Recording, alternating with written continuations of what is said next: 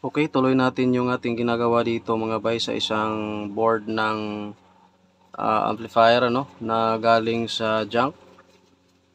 So, ito na yung pangalawang yugto o part 2 ng ating pag-re-repair ng board. So, ngayon mga bay, ang gagawin natin dito dahil sa nung unang video natin ay yung part 1. Ibig kong sabihin mga bay, yung part 1 naman dito kasi sa mga nakapanood, bali yung ginawa natin, recap lang tayo. Yung ginawa natin dito mga bay ay yung kanyang dito sa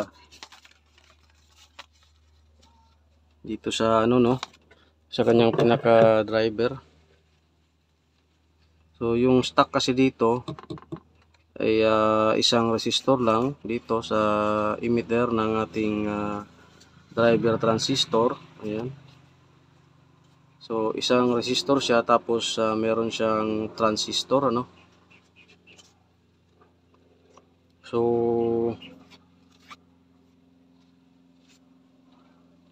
yun yung mga parts na tinanggal natin. So sa mga hindi pa nakapanood, so ilalagay ko na lang yung link dito mga bay sa baba sa description box natin, at ano na lang, bisitahin nyo na lang kung may pagkakataon kayo mga bay. So ito na yung ginawa natin, tinanggal natin yung kanyang transistor dito, mga resistor capacitor dito na part. So ginawa na natin dito ay ito na So dinirekta na natin kasi yung kanyang feedback dito dati ay hindi dito nakalagay mga bay So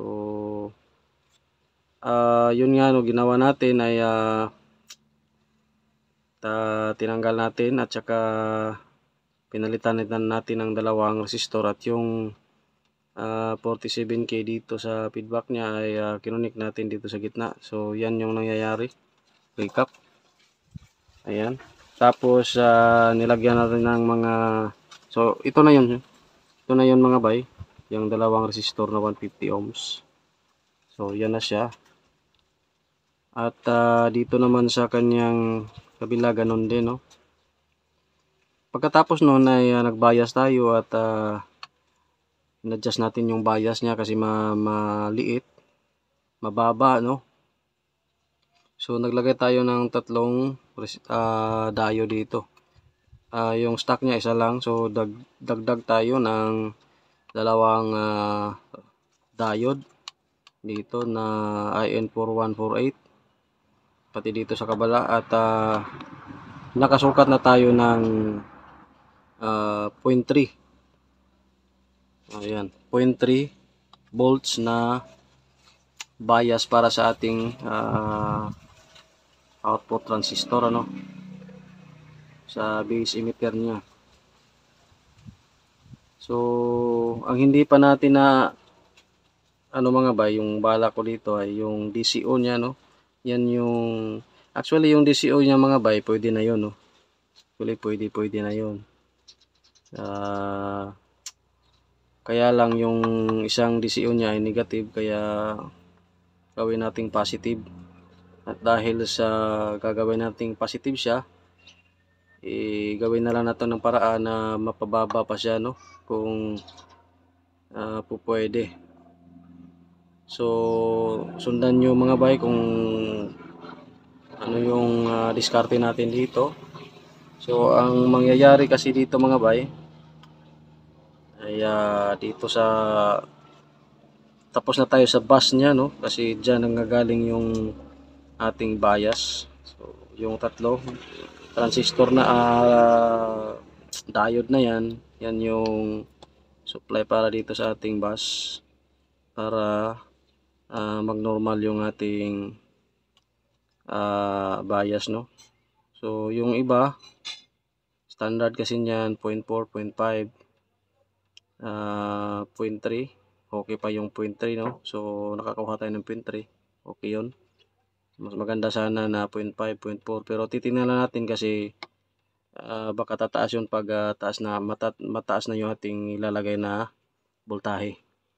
So sa ngayon, ito muna, no? So dahil tapos na tayo dito nag-modify sa driver, sa bus stage niya. So ang susunod naman mga bay, para maiayos natin yung kanyang DC out niya, ay dito na tayo sa differential stage niya. So yan yung responsible sa kanyang DCO mga bay, no? Sa input stage niya dito sa differential. So ngayon, ang gagawin lang natin dito ay sukatan muna natin muli, no, kung saan ba dito banda yung merong negative, no? May negative siya. So pagkakaalam natin ito, no, itong part na to, yan negative, tapos dito nag-positive. Yan. So yun, sa mga hindi pa nakapag-subscribe, sa mga dumaan lang, at paki-subscribe na yung channel natin mga bay, at kung gusto nyo, tapusin nyo yung video natin para man kahit paano ay makatulong tayo, no? Pwedeng makatulong tayo sa inyo kung meron man kayong tinotrouble na amplifier dyan. So pwedeng ito yung pwedeng basihan o magiging reference nyo kung saan kayo magtotrouble kung may problema yung ampli nyo. So sa mga beginners lang kasi yung mga master nila alam na to, yung mga master natin. So sa mga master naman natin, maraming salamat dyan sa inyong pagsubaybay sa ating video. Kung gusto kayo magpa-shoutout dyan, pwede naman, no? Gawa natin ng paraan. So comment down below lang mga bay sa ating comment section, no? At kung gusto nyong magpa-shoutout dyan, so isa-shoutout kayo sa susunod nating video na gagawin natin mga bay. So ngayon, sukatan muna natin ng bias muli, baka kasi nagka-problema na to, no? So titingnan natin. So okay, masabay na yung relay. Ngayon, sukatan natin yung kanyang DCO. Sige, bias na muna, no? Bias. Dito, tingnan natin. Baliktarin natin kasi positive side to yung dito banda, no? So, ayan. So, meron tayong 0.3. Oops. Ayan, negative 0.3. Dito. Negative 0.3. Positive 0.3 na volts, no? So 310 millivolts. So pasensya na sa mga bagong dating, no, medyo ano talaga maingay sa amin kasi nasa bandang kalsada tayo. Okay, medyo maingay. Ayan. So ngayon yung DC out niya mga bay, kata natin yung DC out niya. Ito yung DC out niya. Ayan, meron siyang negative 13 millivolts. 13 millivolts. Ayan. Tapos sa kabila naman mga bay, dito, ayan, meron siyang 12 at saka 13, negative 13. So ayan. So yun nga, no, ang gagawin natin ay gawa natin ng paraan para mas mailis yung kanyang DC. Oh, mga bay. Sa mga ano kasi, sa ibang mga amplifier, normal na 'yon, no? Normal na 'yon. Pero dahil dito, ganun kasi ka ako, ganun talaga ako, no? Gusto ko yung medyo talaga, lalo na kung nagdi-DIY ako. So, yun talaga yung tinitingnan ko doon, no? Yung DCO niya. Baka kasi ano bibigay dahil sa DCO niya. Pero hindi naman yun problema, no? So, ito, isinishare lang natin kung saan ba tayo didiskarte sa ganong klaseng trouble, no? So, unahin natin dito sa kanyang pinaka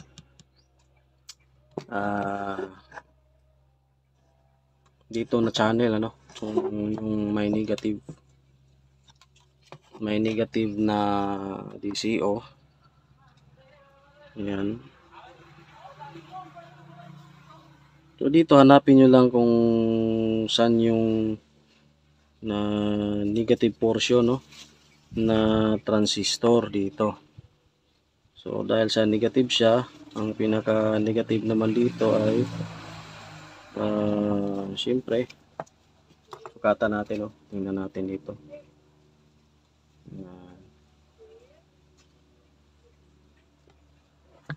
So, kunin natin yung tester natin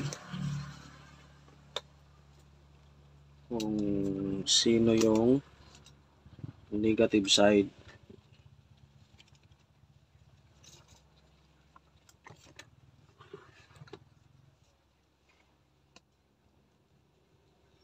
So, ang init talaga mga bay. Okay. So, yung negative side, teka lang, discharge muna natin para mas magsukat tayo na safety, no? Walang multa labas. Yan. So, negative. Saan ba yung, so ito yung positive. So, siyempre sa kabila yung negative. So, si negative. So, dito sa driver niya. So, okay. Oops. Mali. Dito pala.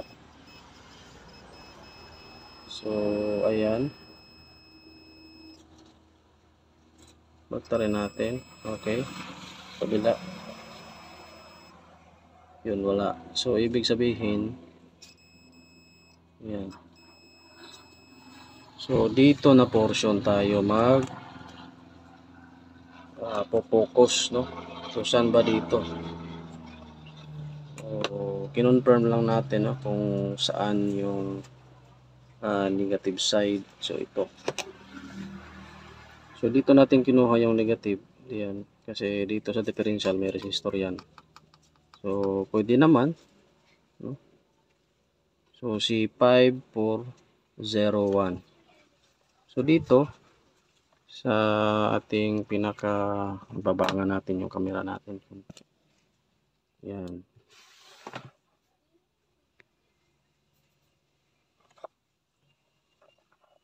Parang madilim yung camera natin ngayon. Ano nangyayari? Biglang dumilim. Madilim ba? Walang ba't dumilim? Ayun.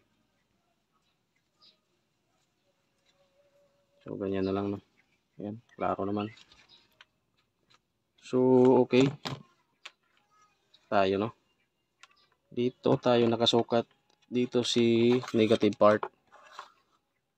Dito, no? Ayan. Dito yung negative part niya. So, si 5401. Dito natin siya titirahin. Ayan. So, sundan nyo lang yung pinaka-emitter nito. Ayan. So, kung katalikod kasi, mga tayo ng sample. So, meron ako ditong ano, no? Meron akong video dito kung paano i-trace yung ating ng 5401 at 5551. So ito, no, yan, dumi ng kamay ko, naghuhukay kasi ako kanina ng doon sa baboy na amoy sa sa tangke ng baboy natin para sa dumi. So ito yun, pag nakaharap yung ating 5401, ito yung pinaka-emitter niya, base at collector, no? So yung platform,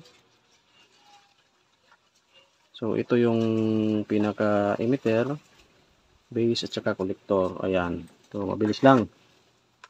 So dito, ito si 5401, try natin i-zoom kung makikita ba dito, no?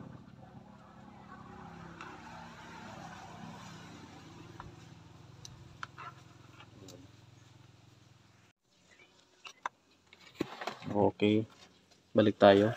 Ayan, so andi dito si 5401 mga bay. Ito si 5401, ayan, dalawa, no? So itong dalawa na to, yung emitter nilang dalawa ay nagsama, no? Yan, tingnan natin. Yan, no? Kung makikita nyo yan, yung line na yan papunta rito, isa yan, no? Bali, iisa sila, nagsama sila. So dito sa likod, ito yun. Saan? Ito. So kung mapapansin nyo, ayan, no, nagsama sila. Tapos pumunta dito, ayan, merong resistor. Ayan, merong resistor na, tingnan natin, 33K. Ayan, 33K. So you know, so 33K. Ang gagawin natin dito mga bay ay taasan natin, no? Dagdagan natin kahit mga 1K. Try natin sa 1K, meron kayang 1K dito. So hahanap ako ng 1K kung meron pa tayong available diyan. So try natin sa 1K muna, no? Kung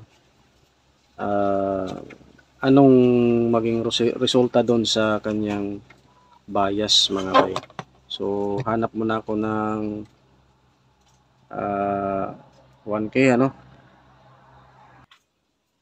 So meron na tayong nakita. Hang natin yung resistor.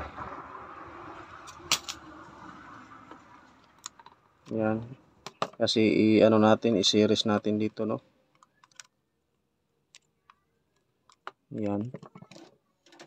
I-series natin yung ating 1K.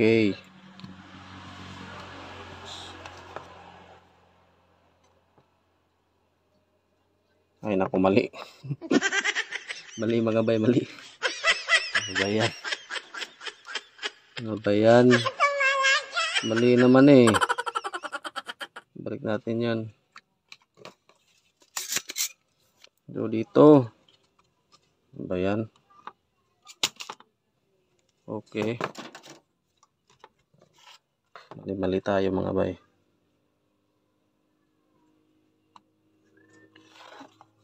Okay,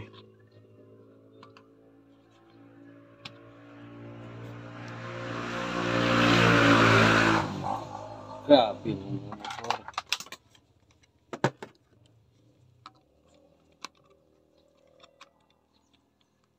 Ang tigas. Ang tigas.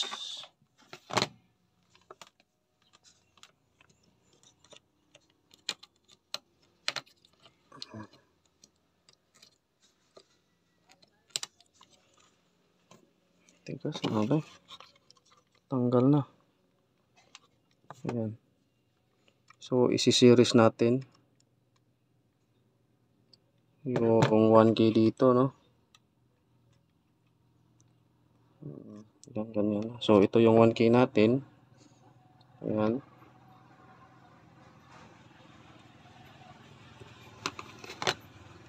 Series natin para malaman natin kung uubra ba yung plano natin dito, no? Lang. Try natin. Nangan muna natin para dumikit. Ayan. Tapos shoot sa butas.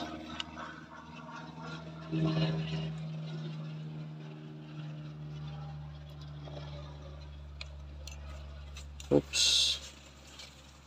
Yan. Ganun lang. Oop. Oop. Teka.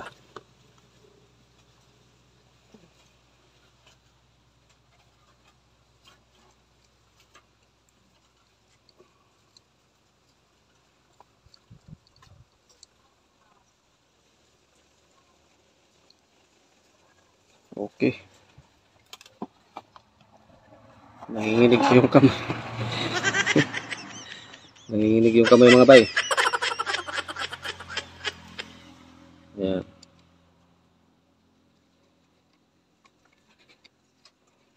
Okay. So, tingnan natin kung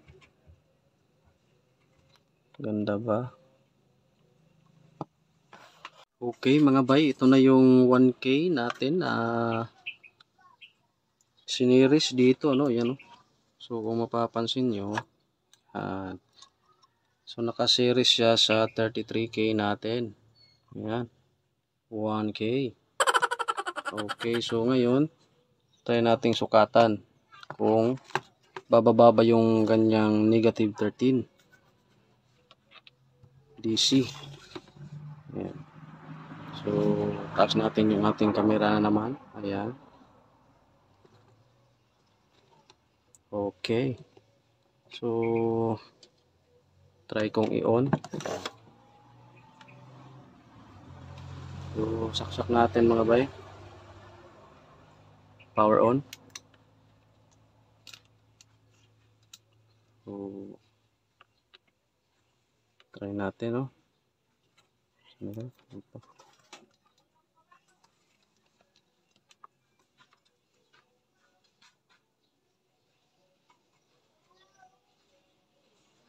So, hindi konti lang yung baba niya mga bay. Yan lang yung baba niya.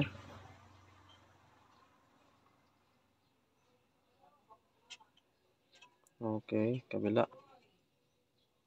11. So, dito. So, negative.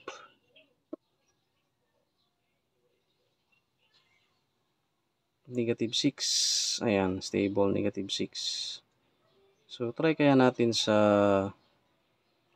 1.5. Try natin sa 1.5. Try natin mag 1.5 mga bay. Kung makuha ba natin, no? Discharge.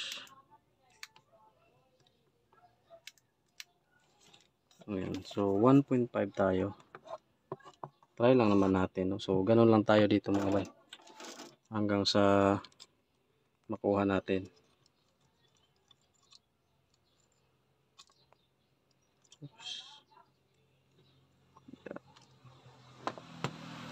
Patang sa relay.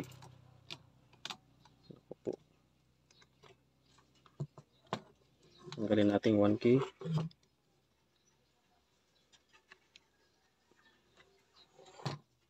Okay. Butas. So, continue na. Huwag na nating patagalin pa.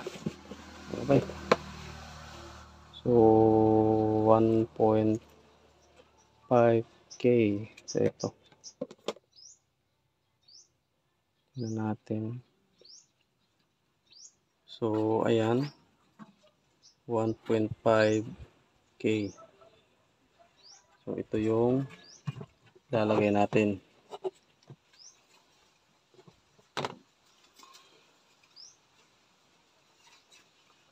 Try natin to. Series.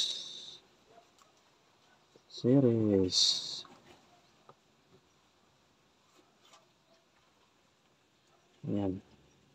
Ayan.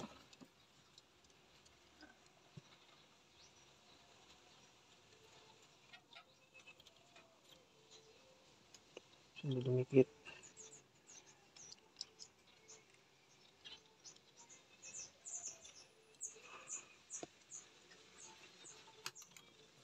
Okay.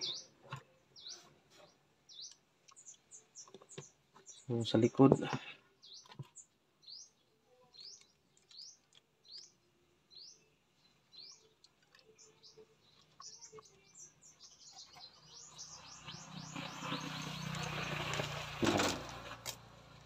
Tapos, putulin yung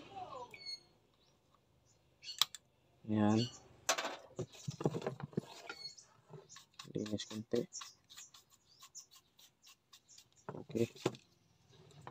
So, ayan na siya. Ayan, no? So, hindi ko muna pinutol. Ayan, nakaseries siya. 1.5K. So, okay. Are we good? Try natin ngayon kung anong magiging resulta. Okay. Power on natin. So, dito. Ayun. So, positive. Ano na siya? 2. No? So, okay na yan. So, try natin itap. Tap. Ayun, no? Ayun, no? Ayun, no? Ayun, no? Gumalaw. Yung tinap natin. Dito sa kabila. Wala pa. So, 11.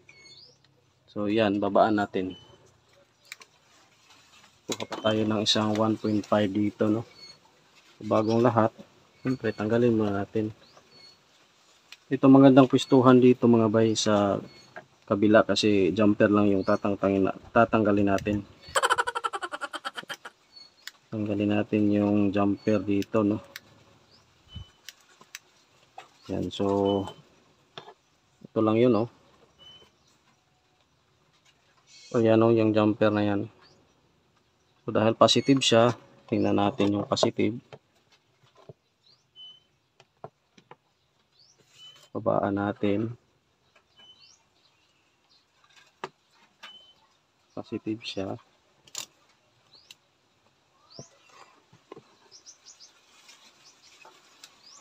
So ito yung positive niya. Tingnan natin sa driver kung saan yung positive. Okay, kabila.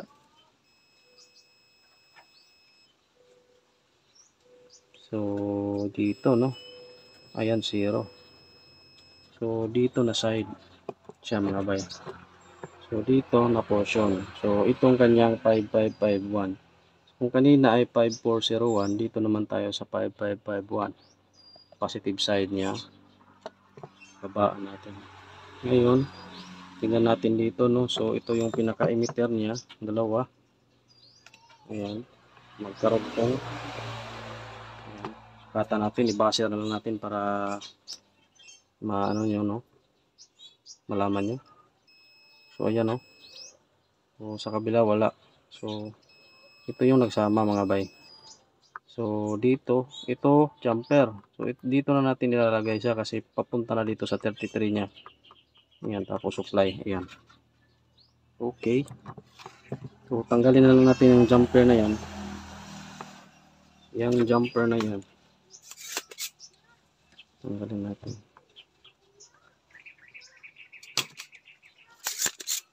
Ay, oops! Nahulog yung tester natin. Ano ba yan? Okay.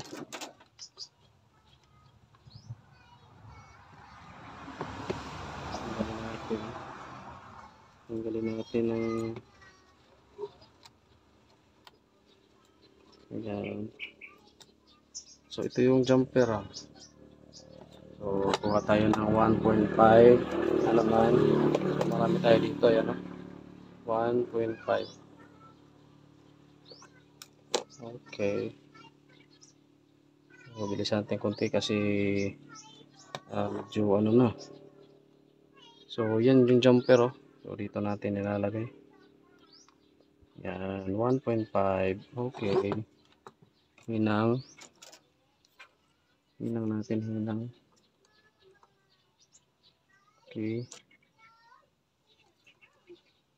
Hinang ng maayos. Okay, oops. Ayan, palaging natatamaan yung ating camera. Ayan. Okay. So, ito na siya. Ayan. So, yung 33 dito, no? Ayan, kung makikita nyo, meron dyang sulat. Ayan, no? So, tutumbukin natin, no? Para maklaro. Ito yung ating emitter. Ayan, no? Dalawa, tapos dumaan ng 1K, 1.5K. Ito yung paan niya papunta dito sa 33K. Ayan. Okay. Try natin. Kung bumaba ba. Nahulog pa yung tester natin mga bay. So, tanghali na kasi medyo parang may umano na sa tiyan natin. Parang may tumatawag na sa tiyan natin. So, ito. Final. Babalik na lang tayo mamaya para sa testing. Okay. Power on. Walang umapoy, wala. Umusok, wala. So, dito. Sukat natin, DCO. Oops. Teka lang. Ayan, meron ng dato. Huwag nyo na lang yan pansinin ha. So, dito. Tap. Ayun. So, yung ating 11. Ayan. So, sira talaga tong ating ano. Sira na talaga tong ating tester. Sinusumpong. Ayan, no? 1. 1 pa nga. Kabila. 3. So, okay lang yan. Walang magiging problema dyan. Wala, no? So, ayan. Stable. So, ayan. Try natin sa ano natin dito, no?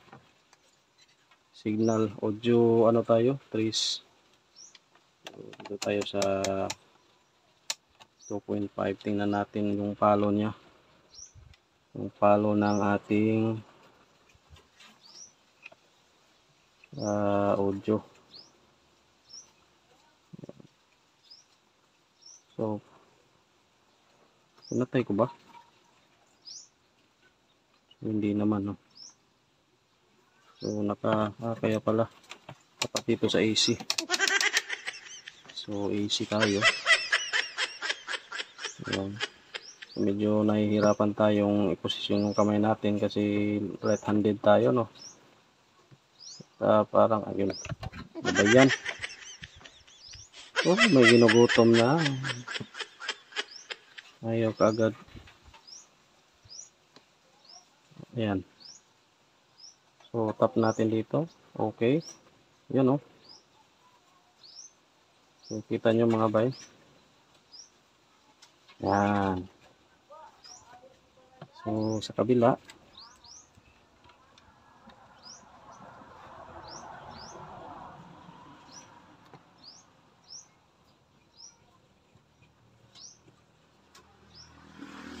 Okay. Ayan, oh. So, buhay na yung audio natin. Yan. So, yung bias. Ito natin yung bias. Ayan. Okay. So, susunod dito mga bay ay ano na. Sige, testing na natin largo, no? Para malaman natin yung tunog niya kung maganda ba talaga yung tunog nito. Okay. Okay mga bay, ito na-set up ko na yung ating ginawang amplifier, no? So meron na siyang output. Ayan. Kinabit na natin yung output niya at saka meron din siyang tone control, ano? Or equalizer, yung ating palaging ginagamit. 5 band na bigay ni Abay Pix in Review. So shout out by. Maraming salamat sa binigay mo, ito na gamit talaga siya. So ngayon, no, ayan na siya, na-set up na natin. Tapos may supply na yung ating equalizer dyan. So ito yung ginagamit natin palagi, no, para makapagpatunog tayo ng tama. So okay, bagong lahat, i-bias muna natin, check natin yung kanyang voltage bias, supply at yung kanyang DCO mga bay, no. So kinabitan ko na pala siya ng speaker at isasaksak natin mga bay. Tingnan natin kung successful tayo, no. So ito yung panimula na gagawin natin. So mula sa mababang supply niya sa yung kanyang original na supply at pataasan pa natin yan, no. So sa mga darating pang video. So i-power on na natin mga bay. So ayan. Tapos tama ba yung kabit ng speaker? Okay. Tapos check natin yung kanyang bias, no mga bay. So dito lang tayo kukuha ng ground natin. Bias pala. So dito bias, kita ba? Yan yung ating tester. So yung dating 0.3 ay tumaas. Dito sa kabila 0.5, 0.4 okay lang yan. Dito naman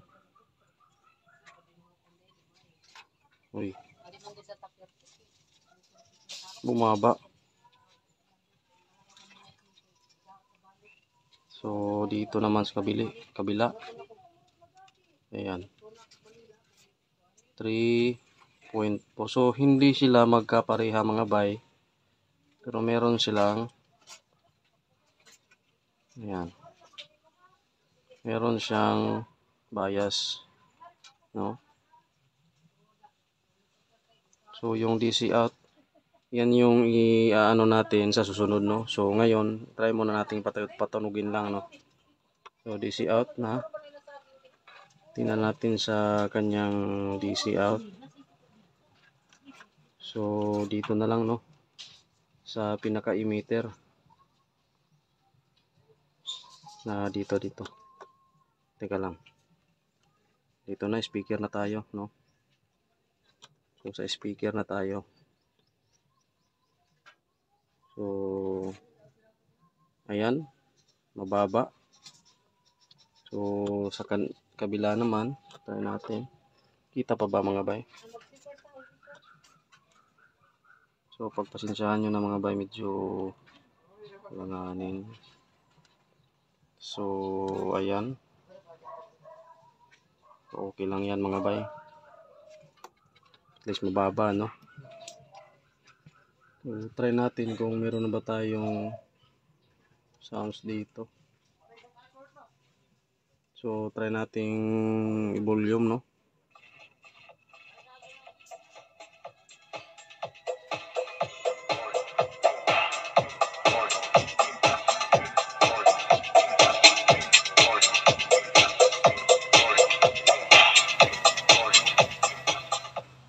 So ayan mga bay, tumutunog naman siya.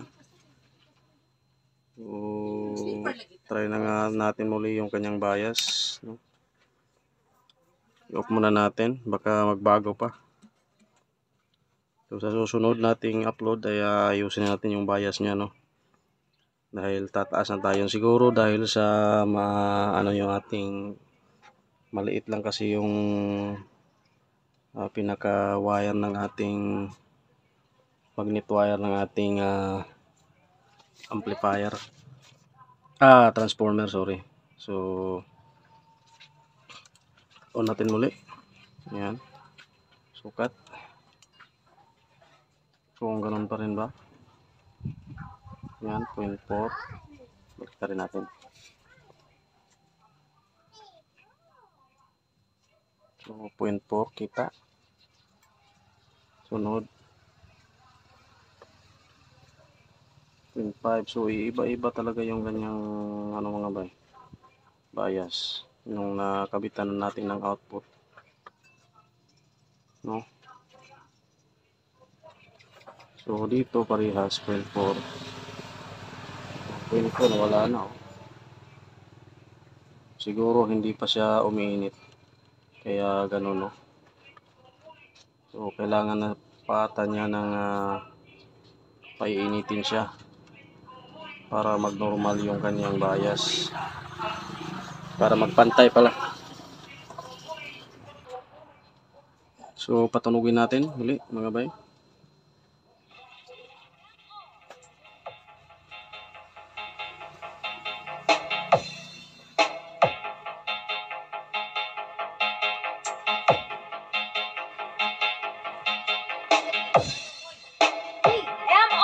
Dance.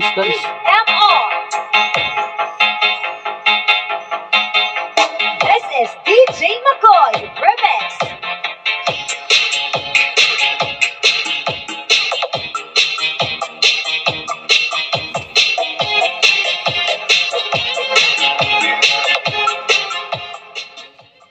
So okay, lipat natin sa kabila mga bay, bilang channel, try natin.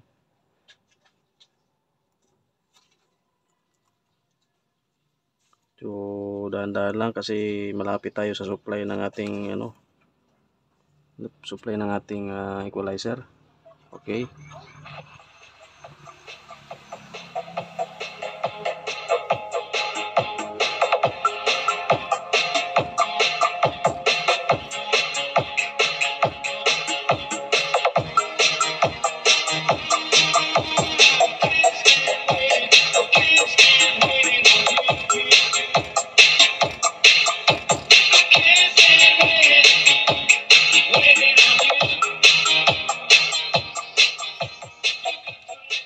Okay mga bay, so tapos na tayo sa ginagawa natin, no? So sa mga umaabot dito sa ating video, no, umaabot sa pagtesting natin ngayon, so maraming salamat sa palagi nyong pagsunod sa mga video natin. So ayan, so hanggang sa susunod mga bay.